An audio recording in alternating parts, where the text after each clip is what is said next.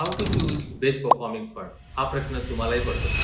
पण ऑनेस्टली बहुतेक लोक इथेच मोठी चूक करतात. जर तुम्हाला हे समजून घ्यायचं असेल तर हा रील शेवटपर्यंत नक्की पहा. कारण ट्रूथ खूप सिंपल आहे. जो fund last year best performing होता तो यावर्षी बॉटम लिस्ट मध्ये असू शकतो आणि जो फंड यावर्षी टॉप मध्ये आहे तो पुढच्या वर्षी अंडर परफॉर्म सुद्धा करू शकतो. म्हणूनच फक्त पास्ट रिटर्न्स बघून फंड निवडणं म्हणजे इन्व्हेस्टमेंट नाही.